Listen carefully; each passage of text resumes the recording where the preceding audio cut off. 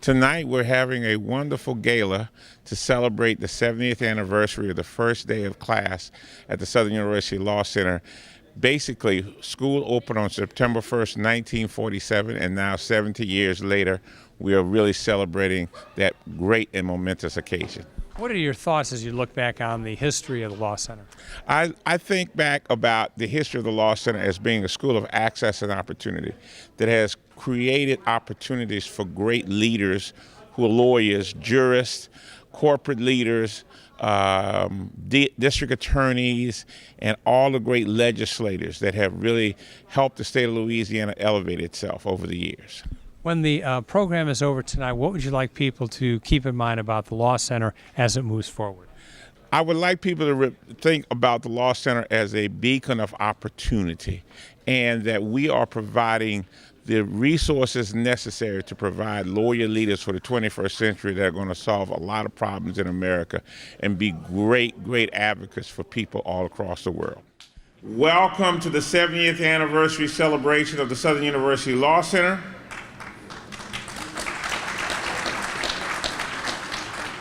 We are so glad to have you, so many of you here to celebrate our Law Center's legacy of providing access and opportunity for 70 years.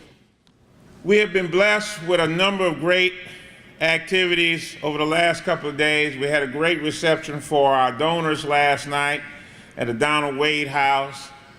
This morning we had a wonderful ceremony to celebrate the 70th anniversary of the Law Center and to honor 5 new inductees into our newly created Legislative Wall of Fame.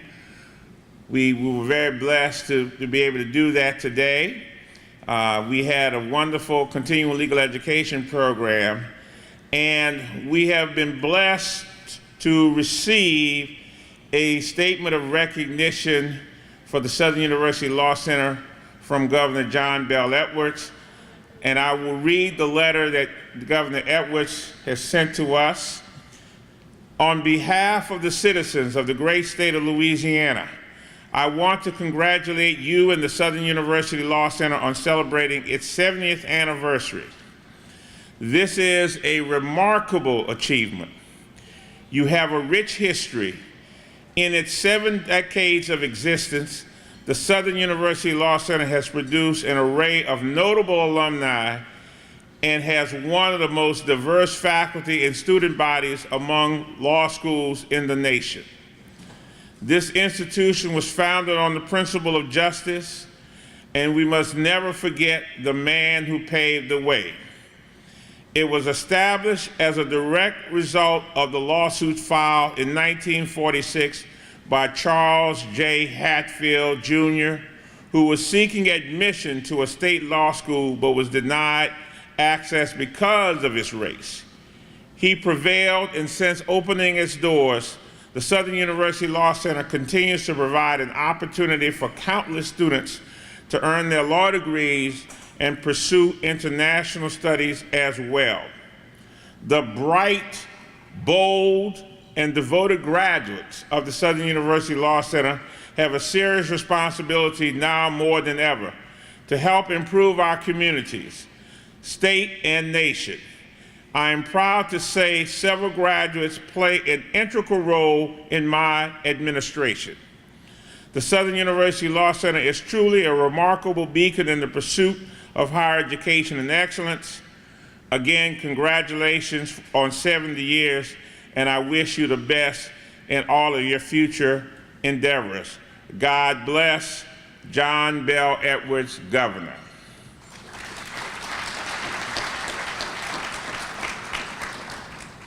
I have been blessed to be the Chancellor of the Southern University Law Center for a brief time, but here tonight we have my 2 predecessors, Chancellor Emeritus B.K. Agnihotri, who hired me some 27 years ago. Chancellor Agnihotri.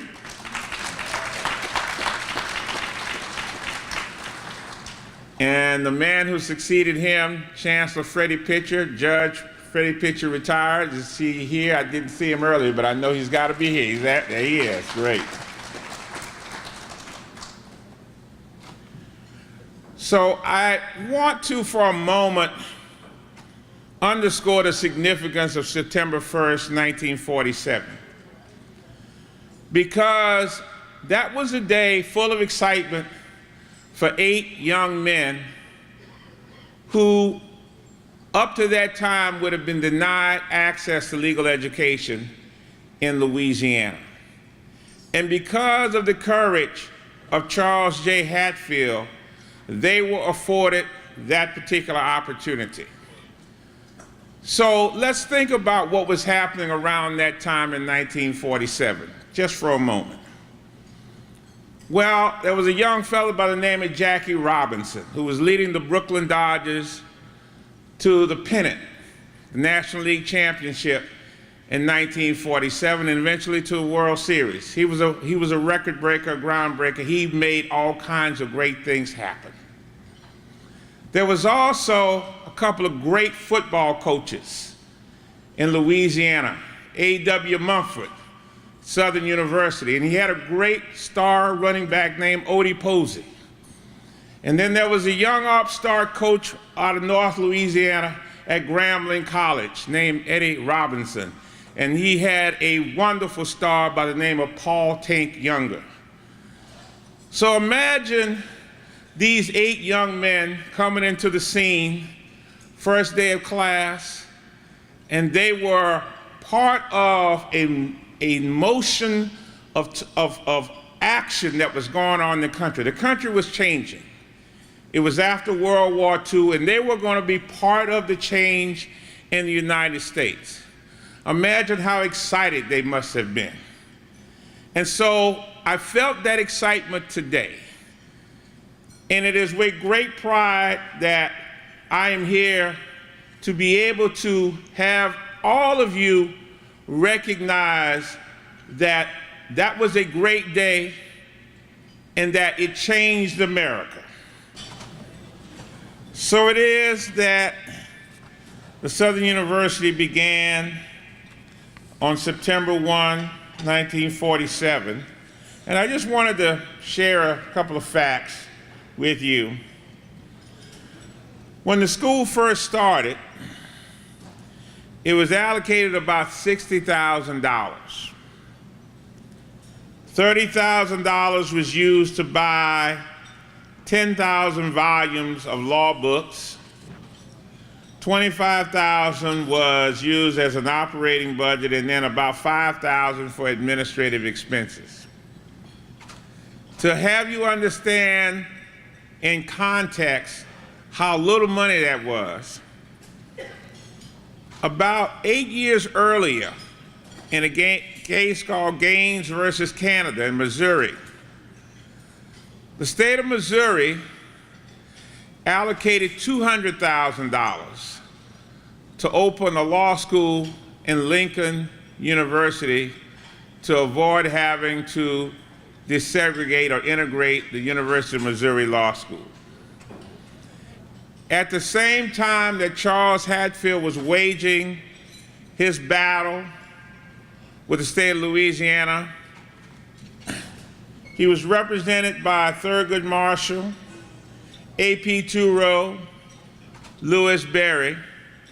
Thurgood Marshall was a pretty busy fella. He was litigating cases all over the country, and he was litigating a case next door in the state of Texas. Plaintiff was Heman Sweat. The state of Texas got so motivated by the lawsuit that they appropriated $2 million, not only to create a law school, but to create a whole university that we now know as Texas Southern University.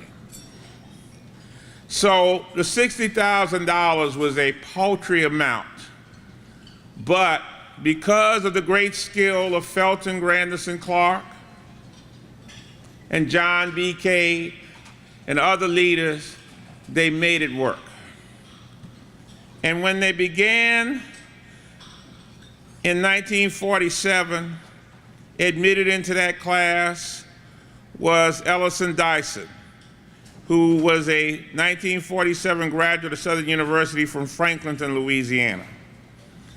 There was St. Elmo Johnson, a 1939 graduate of Southern University from New Orleans, Louisiana. There was Alvin B. Jones, a 1942 graduate of Dillard University. Frederick Manson, a 1947 graduate of Southern University from West Virginia. Alex L. Pitcher, a graduate of Southern University from Baton Rouge, Louisiana. Jesse N. Stone, a graduate of Southern University from Minden, Louisiana. Jack R. Terry, a graduate of Wiley College from Shreveport, Louisiana. And Leroy N. White, a graduate of Southern University from Lake Charles, Louisiana.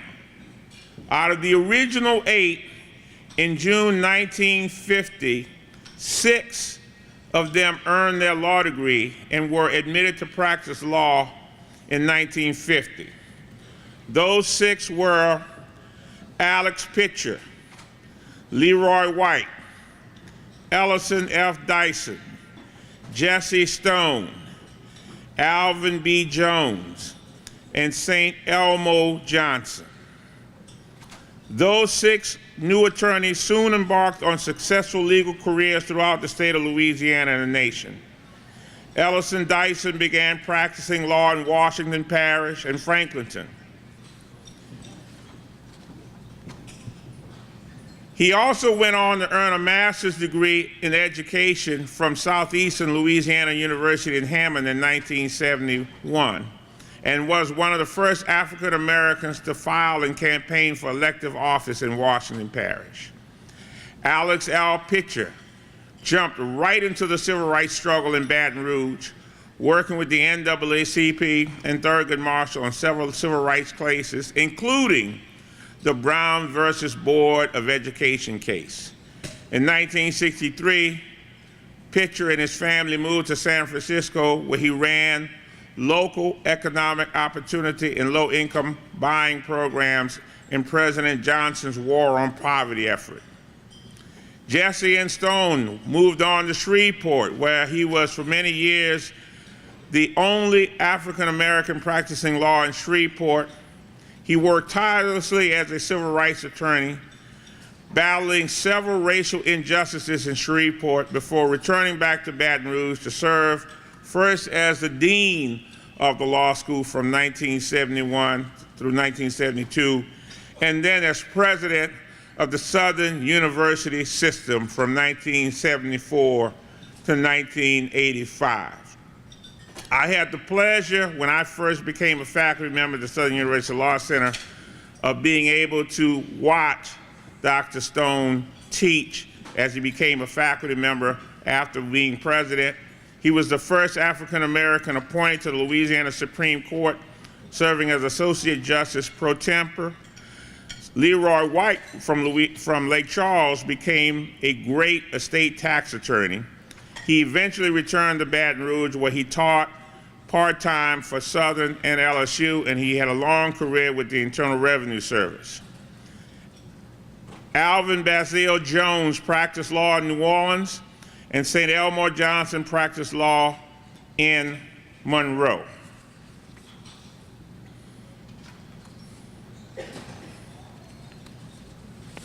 So it is those 6 who began creating the legacy for Southern University Law Center as they went about to do the work of the Southern University Law School.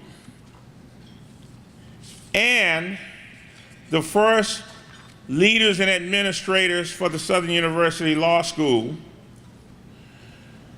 included none other than A.A. Lynn Walsh, who was a graduate of the Lincoln University Law School, who was originally from DeRidder, Louisiana. He was the first dean.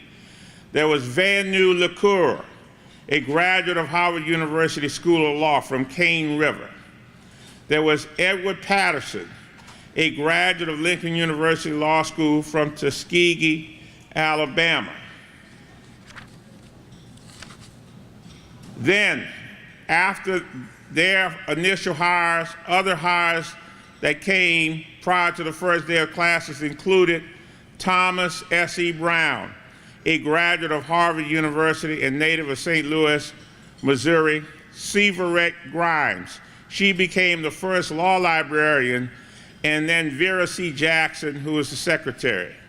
There were also members from the LSU School of Law who served as adjunct professors, being one, Robert Pascal, the other being Joseph Danow, and J. Dennison Smith. So those were the initial faculty members and administrators of the Southern University Law School.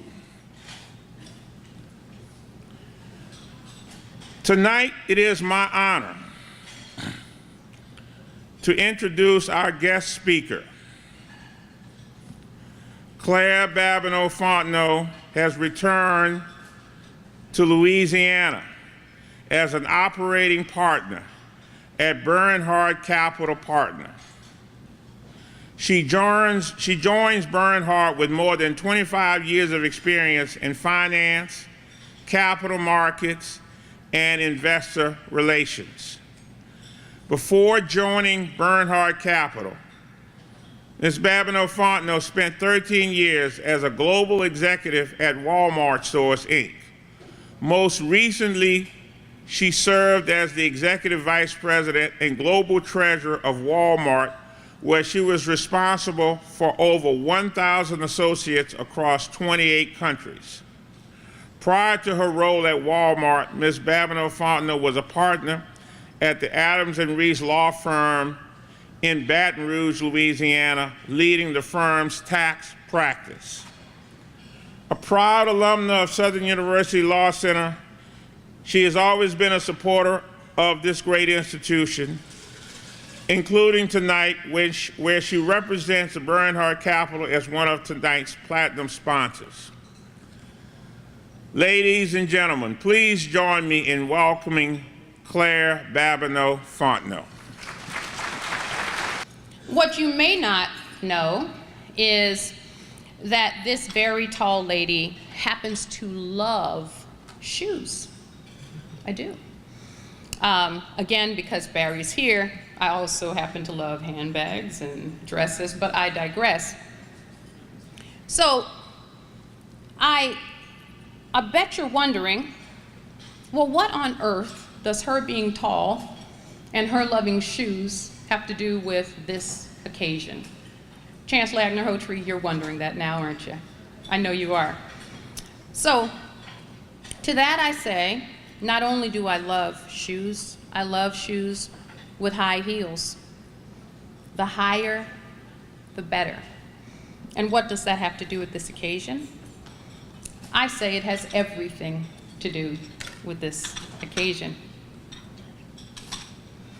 It is so important to the message that I plan to send that out of a show of love, I went shopping in advance of this evening, and I bought a brand new pair of shoes. And I'm gonna leave this shoe right here. And Barry, I wouldn't have bought it if it were not for the cause.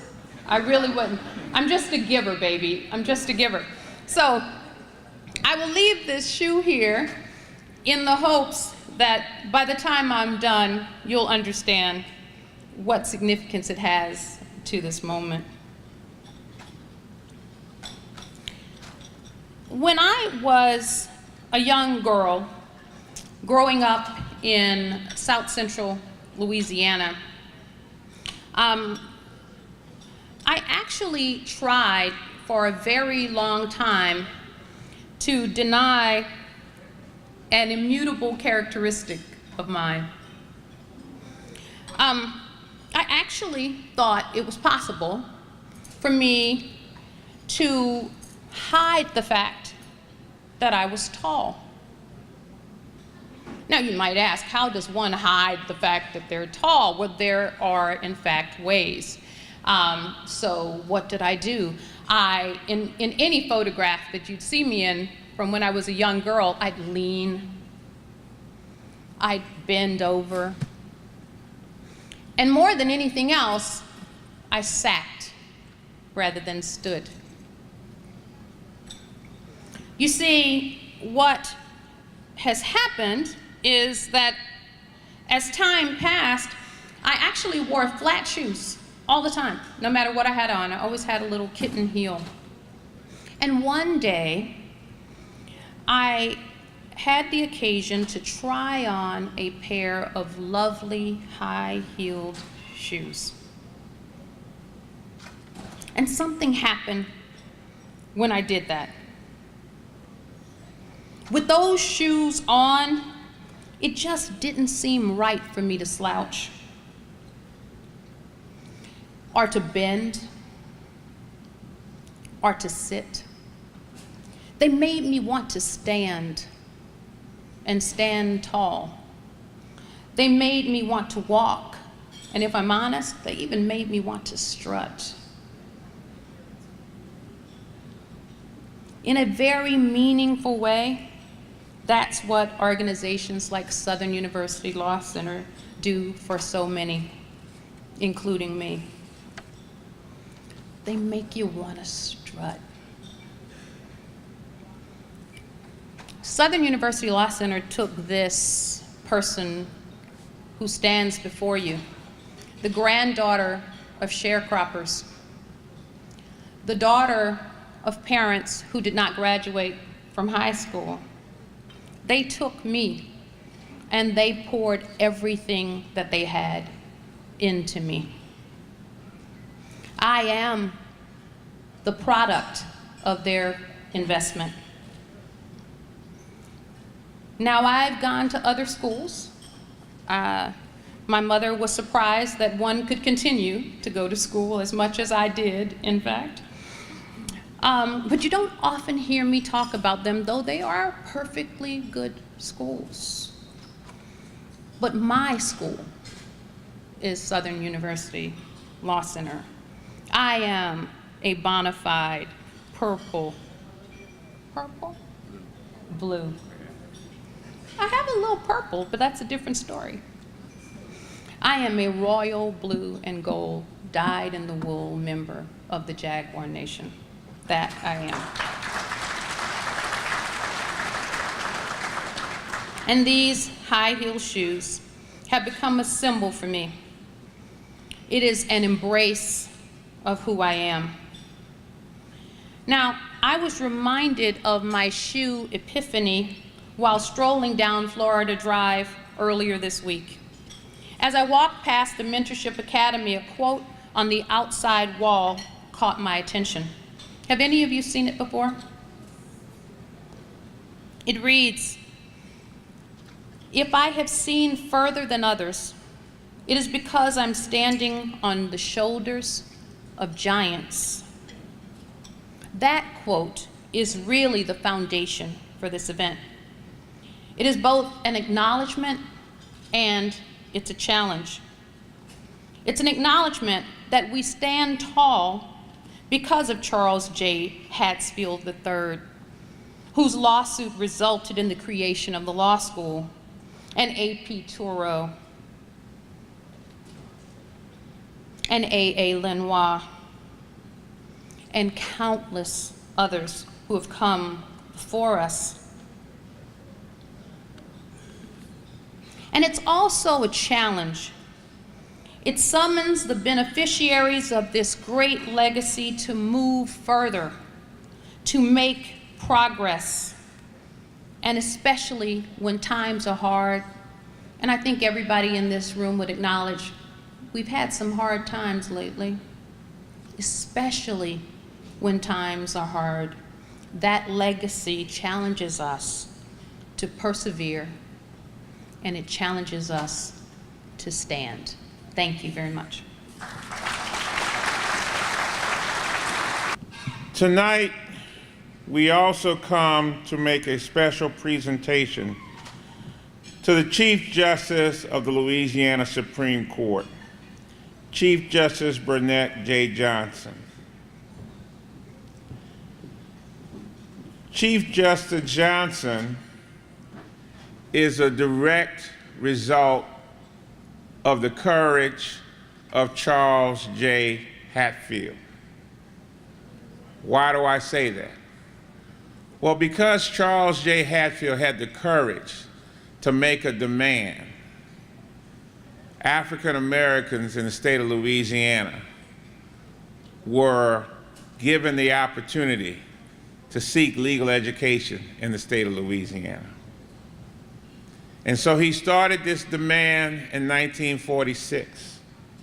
It resulted in the opening of the law school on September 1st, 1947. And there was progress being made. The law center started out small, kept growing. A.A. Lynn Walsh was there for the first 23 years. Then we had a short stint by Van LaCour as dean, Jesse Stone. We had a number of other folks who contributed mightily to the law school. Louis Berry, briefly. And then we had B.K. Agnihotri, who served as the law school dean and eventually chancellor and had the longest tenure of any dean and or chancellor of a law school in America.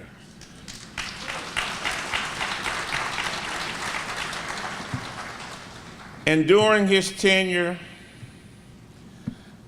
there was a class that graduated in 1976. And in that class, there was Janice Clark and Ernest Johnson, who led a group of lawyers and filed a lawsuit called Clark versus Romer. And they wanted to change the way judges were elected in the state of Louisiana. They challenged the judicial election system under the Voting Rights Act. And while they were litigating in the court systems, they had another great champion, Charles G. Jones, who was in the legislature, who was litigating and legislating at the same time and cutting deals and speaking truth to power. All right? Charles Jones is a Hall of Famer, and today he was inducted into our Legislative Wall of Fame.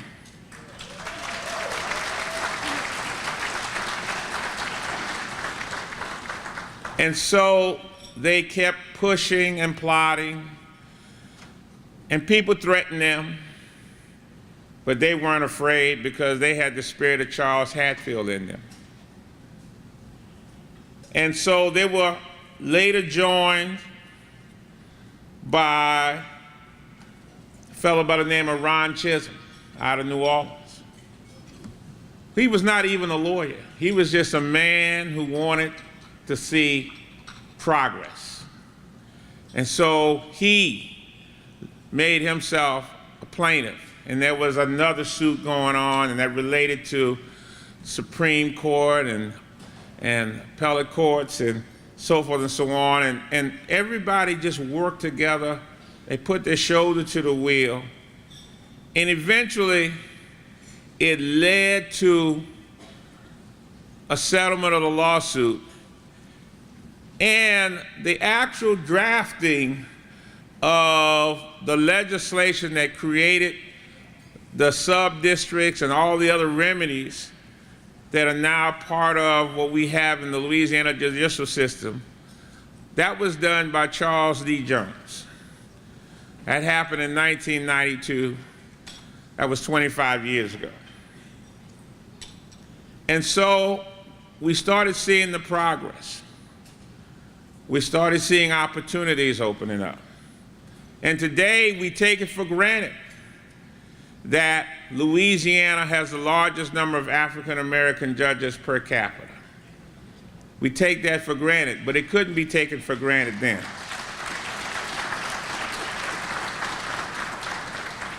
And when the opportunity for African Americans to serve in the Louisiana Supreme Court came, of course, the very first one by appointment was, as I mentioned before, Jesse Ann Stone, but the first justice elected was a 1956 graduate of the Southern University Law Center, Justice Revius Ortiz. And then came the opportunity for Justice Johnson. And so Justice Johnson, who was a graduate of Spelman College, that's right, give her a hand of applause, Spelman College. She began her legal education career at Louisiana State University, I believe it was the fall of 1965. 1965. And I could imagine those were lonely days, but she persevered. And she eventually began her career fighting for a lot of people who were not necessarily wealthy people. She was always on the side of the little people. And she kept progressing and became a trusted member in the legal community, a leader. Judicial opportunities presented themselves. So we spend this time, and people are saying, well, I didn't realize that Justice Johnson graduated from Southern University Law Center. She didn't. It doesn't matter. It doesn't matter. Let me tell you why it doesn't matter. Because she embodies the spirit of Charles J. Hatfield. And anybody that embodies the spirit of Charles J. Hatfield is worthy of being honored by us at the Southern University Law Center. Now, before we go through this process of honoring her, we have a very short video presentation that was done by none other than Dr. Rachel Emanuel. And we want to have you view that video. Chief Justice Burnette Joshua Johnson grew up in New Orleans, Louisiana, just as the Jim Crow era of racial segregation began to experience successful challenges in American courts. Young Burnett graduated valedictorian of her high school class. She then attended Spelman College, a historically black liberal arts college for women, on an academic scholarship, where she felt she received an excellent education. During the summers after graduating from Spelman College and later while attending law school, she worked as a community organizer for the NAACP Legal Defense and Educational Fund and as a law intern with the U.S. Department of Justice Civil Rights Division. Burnette Johnson enrolled in law school in 1965 as one of only 2 African Americans, both females, at Louisiana State University. Very early in her legal career, Johnson worked with luminaries such as Ernest Dutch Morial in the office he shared with his mentor, A.P. Touro, a premier civil rights lawyer in Louisiana. Chief Justice Johnson's career as a lawyer revealed that she was a voice for the poor, underserved, and minorities, and an advocate for social justice, civil rights, and community organizing. Johnson's judicial career began in 1984 when she was elected to the Civil District Court of New Orleans. She was the first woman to hold that office. Burnette Johnson was elected to a seat on the Louisiana Supreme Court in 1992. She succeeded only 2 other African American jurists to serve on the state's highest court, both male. Many strongly believe that Justice Johnson has served the judiciary with distinction. She has tremendous work ethic. She's smart, and so she's definitely the kind of person that I would recommend to my students to look up to and try to be like. She has been the recipient of numerous honors and awards for her more than 40 years of legal work.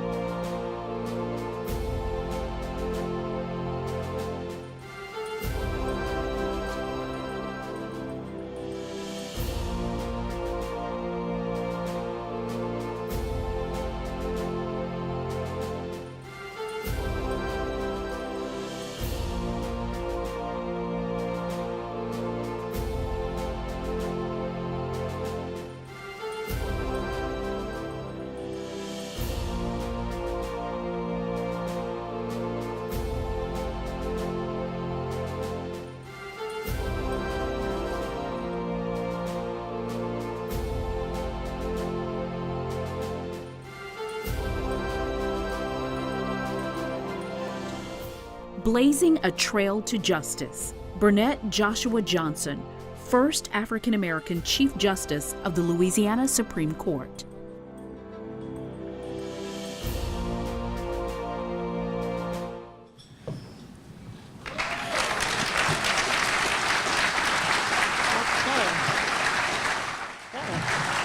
Great.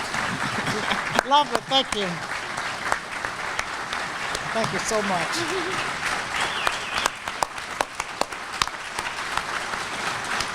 Gorgeous. Thank you so much, Chancellor. Justice Johnson, this portrait will hang in what we will call the Supreme Court Justice portion of our Judicial Wall of Fame. In that, we have Justice Ortigue's photo and Jesse N. Stone, and yours will hang in high honor at the Southern University Law Center. Thank you so much. Thank you. I appreciate it. Thank you so much. Thank you.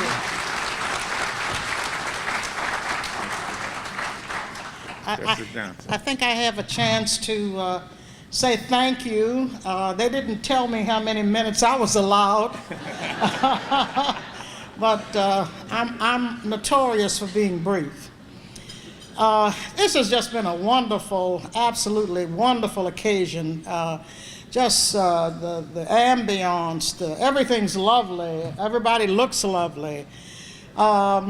It's a high honor, and I just wanted you to know how much I truly appreciate it. I was just saying, I started law school at LSU in 1965. There were 2 black students in the class. My classmate was Gamille Poindexter, who was raised right here in Scotlandville. And we started law school, as I said, September of 1965. Dr. Martin Luther King was assassinated our senior year in law school, our 3-year L year. So, there were challenges, but let me tell you that Southern University was always welcoming. I was on the campus. I studied in the law library.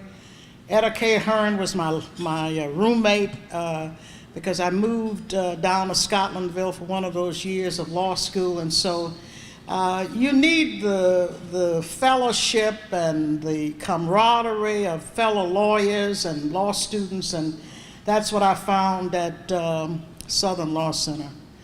I'm ending my legal career in 2020, I guess, as a justice on the court. It's an honor to follow Jesse Stone and Revis Ortigue. In fact, when I was working for the NAACP Legal Defense Fund, I had a chance to go up to Shreveport and work in Jesse Stone's office. He was arguing school desegregation cases, and I had a chance to follow along. His opponent on the other side, representing the Caddo Parish School Board, was J. Burnette Johnson. So the names go on and on about people that I've had a chance to work with. And of course, Revis Ortigue was my colleague at Civil District Court. And after working with him as a civil trial judge, I followed him to the Supreme Court. But I'm just excited about the future, about what this law school is doing to prepare another generation of young lawyers. And everyone has said it tonight, because that's your legacy, that this is the most diverse law school in the state. Out of 4 law schools, you're number 1 in terms of diversity, in terms of racial diversity, ethnic diversity, and of course making those opportunities available for older students who change careers and want to go back and make a difference. And so you're preparing that next generation to make the difference. And just like Southern Law Center prepared Ernest Johnson and Janice Clark, we're going to need lawyers in future years, because if we're not vigilant, we turn back the clock, don't we? And we can't let all the progress that's been made over 70 years be washed out and erased. And so I'm counting on all of you to do what you need to do in coming years to make sure that we move forward. Thank you so very much. So I had an opportunity to give you a little history about the legacy of the Southern University Law Center and those individuals who first came and were part of the fabric of that very first day, and those people who were part of the individuals that had helped make Southern University Law School possible. And so I did a little research, and I got a little help from Dr. Rachel Emanuel and others, and we were able to reach out to people who were very close or direct family members of some of those early individuals who are part of the legacy, who created the legacy for the Southern University Law School and Law Center. Good evening, everyone. My name is Eric Hatfield. I'm a first-year law student at the Southern University Law Center, and I am the grandson of Charles J. Hatfield. Thank you all for being here tonight, and thank you, Chancellor Pierre, for giving me the opportunity to say a few words. You know, Grandpa was somebody who injustice was something that stuck at his craw. It shook him to his core. It was something that he wouldn't stand for, and it's something I got to appreciate more and more as I got to know him throughout my life. I'd always known him. He was a teacher. I didn't learn about the lawsuit that resulted in forming Southern University until I was about 18 years old. But when I did, all the pieces fell together. He was somebody that could not stand injustice. Segregation was wrong, and he was going to do something about it. And he was going to go to LSU. That was what he was going to do. He was going to change. He was going to make changes. And as a result, the system being the way it was, it resulted in the forming of Southern University, Southern University's Law Center. Excuse me. And fast forward so many years later, this is the most diverse law school in the state. Probably one of the most diverse in the country. I don't have any statistics at my hands, but it's something else 70 years later. And his efforts standing up, you know, doing what stuck in his core, what he, you know, doing something about something that was wrong, doing what he had to do, it resulted in efforts that kind of are a reflection of his outlook on life, his mantra. Much like with bringing the teachers unions together, as I discussed a moment ago, Southern University Law Center is bringing all people from all different backgrounds together, and now we have a very diverse and special law school that serves some needs of citizens of Louisiana that no other law school serves. I'm very proud to be a part of that legacy. I'm very proud to be a student at Southern University, and I hope I do everybody proud. And I'm happy to be a part of it, and I'm happy that I have an opportunity to speak here and just kind of share some reflections. I was a little boy when Alec graduated from law school, and the thing that I remember most is when he would come by our house and all the adulation that he got from the family. Lawyer Pitcher, Alec Pitcher. And my dad would get on the phone and call, say, Alec is down here at the house, and just cousins and uncles that would unload and come down, and Alec would talk about the civil rights work that he was engaged in. And I would be back behind the couch listening. I was really taken by the respect that he got from everybody and all of the people who came to know him as a civil rights attorney.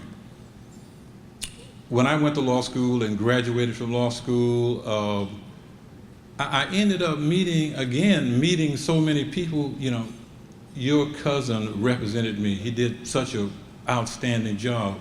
I got business from what he did years before I became a lawyer.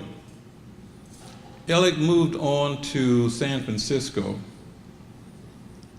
and he took up in San Francisco where he left off in Baton Rouge. He was an attorney who was about, he was an agitator. He was going to make sure that, you know, the people that he was representing got what they need to get. Elliot had the reputation of writing the poison pen letters because they knew that he was head of the NAACP out there. They knew if they got a letter from Elliot, something was about to happen. So his legacy is the thing that drove me to become a lawyer, for me to in turn do all the things that I've been able to accomplish because I stand on his shoulders. I want to say that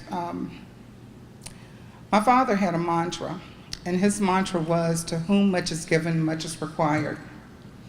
He was so immensely proud of Southern University and of Southern University Law Center. He always felt that Southern had given him so much. When my dad first came to Southern University, he was 17 years old. And in those days, people didn't have a whole lot of money to educate their children. But my grandparents struggled, and they worked so that their children could have a quality education. When my dad decided that he was going to go to law school, I don't know what he expected. But I do know that he thought that Southern University and that Southern University Law School would prepare him for whatever would lie ahead. Again, he bled blue and gold, truly. And I thank you for honoring his friends, his classmates. And we are truly, and it's been said already tonight, but we truly stand on the shoulders of giants. And the way you honor Southern University is exactly the way Claire suggested, that we honor their legacy by honoring our school and our alma mater. Thank you for this opportunity, this grand opportunity. Good evening. My name is Shonda Mills Crutcher, and I am the granddaughter of Aguinaldo Alfonso Lenoir. A.A. Lenoir was the first dean of law school here at Southern University. I am the granddaughter, the daughter of his youngest of 8 children, Ruth Lenoir. I heard a lot about my grandfather's early years at Southern when he came on in 1947. My aunts and uncles and my mom, they grew up mostly on the campus at Southern University. I grew up on 77th Avenue in Southern Heights. And so I heard a lot about a lot of the things that we're hearing this evening. And so, Chancellor, I appreciate this opportunity. But one thing I remember most, and I'll be brief and take my seat, my grandfather passed away pretty young. And my grandmother began to instill in us, and I do a lot of probate work, so I see it even now, that legacy is not just what you leave, because what you leave can be left up to interpretation. But legacy is what you live. So tonight I'd like to honor my grandfather and others that served back with him for what they left. But Chancellor, I salute you and the many others who are still active in making sure that the legacy at Southern University Law School is alive and well. Thank you. I must tell you, I'm quite honored and surprised to have been asked to say a word tonight in his behalf. I'm quite honored. For he is among a generation of men and women who literally laid the foundation upon which we stand today by way of the Southern University Law Center. And he did so in a time that Margaret Walker called the cramped and bewildered years, when we went to school to learn to know the people who and the places where and the days when, in memory of those bitter hours, when we discovered that we were poor, small, and different, and nobody cared, and nobody wondered, and nobody understood. I was enormously impressed by him.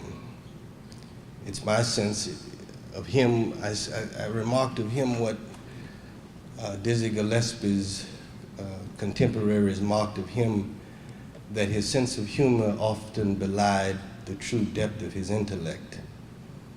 First thing I noticed about him was he was always immaculately dressed. For those of you who knew him, he was correct in his presentation. That impressed me enormously. And one day I was walking onto the elevator and he was walking off the elevator. And I had on probably the only suit I owned. It was my best suit of natural fibers. And he said to me, he said, "Young man, you look real sharp." I said, "Thank you." He said, "When are you going to take my class?" I said, "Next semester." And I did.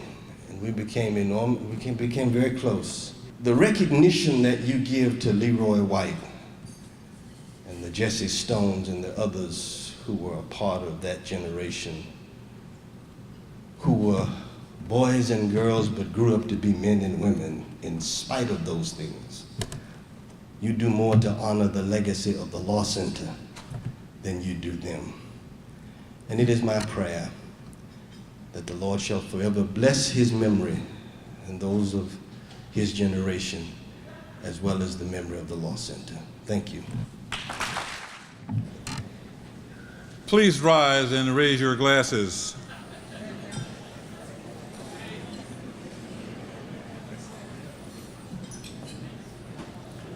We rise to pay tribute and salute the courage of Charles Hatfield, the vision of A.A. Lynn Walsh, and the original faculty of the Southern University Law School. The leap of faith and trailblazing of the class of 1950, Jesse and Stone, Alvin Jones, Leroy White, Alex Pitcher, and St. Elmore Johnson. And we salute the accomplishments of our graduates in the area of civil rights, the judiciary, the legislature, positions in state and local government, and in trial advocacy. May these legacies continue to burn bright and undergird the future of the Southern University Law Center. Hear, hear. And now let us raise our glasses once again to this moment, this present, the time often forgotten and lost because it is sandwiched between what was and what will be. This, the time for action, for standing tall, for moving forward and further. Salute. Would all the current students of the Law Center please raise your glass super high? Ladies and gentlemen, I present to you the future of the Southern University Law Center. And among this group, you have the state winners of the trial advocacy competition. You have students who have created outreach groups for high school students. You have students that have, out of a love for animals, created a new career path for themselves and brought an animal rights group to the Law Center. You're among what Chancellor Pierre calls lawyer leaders. And I, for one, think that the Law Center is in tremendous hands. The future of the Law Center is in tremendous hands. And I just want to salute all of you. And this is to 70 more years. Cheers. Chief Justice, tell us, what are your thoughts on the anniversary of the Law Center? Well, you know, this is a great celebration. Celebrating 70 years is quite a milestone for this institution, and I know they're proud, and rightfully so, when you look at all of the lawyers and judges and state legislators who've come through this institution and been educated, and it's just a wonderful accomplishment to see what this law school has done. What role has the Law Center played in civil rights, not only in Louisiana, but throughout the country? Well, as you know, some of their graduates, some of Southern Law Center graduates were involved in litigating the lawsuits to create multi-member judgeship so that we could elect black judges to the court. One of their illustrious graduates, of course, is Judge Janice Clark, who was the named plaintiff in that lawsuit. And of course, you know, there are just so many great lawyers and judges who've come through this institution.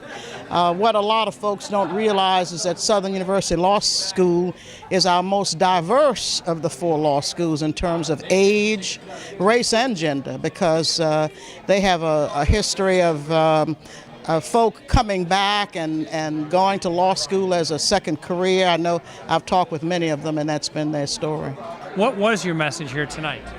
Well, at its core, the message is about making certain that we build upon the history that the Law Center has.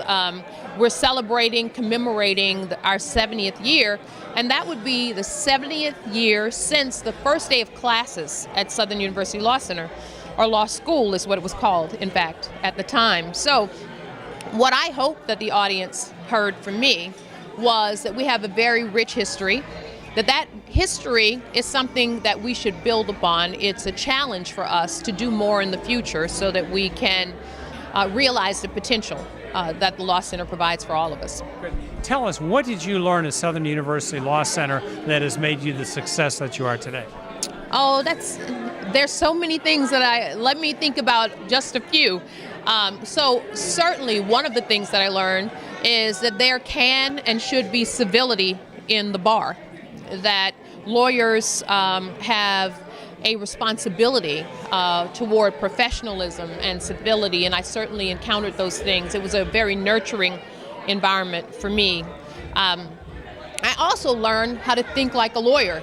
I've been told by many people in my family that I think like a lawyer when I'm at the grocery store, but there's a way that I analyze the world that I didn't before law school and that I can't seem to escape now that I am a lawyer. And no matter what role I've been in, it's followed me, and I've been able to leverage that analytical skill that I learned there. And then there's a cohort of incredible people that I've known for years. In fact, I'm dating myself, but for decades.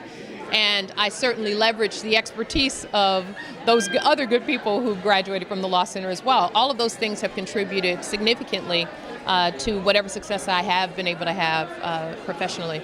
If people have questions like more information about the Law Center, what should they do? Well, they should check us out at www.sulc.edu or call us at 225-771-2555.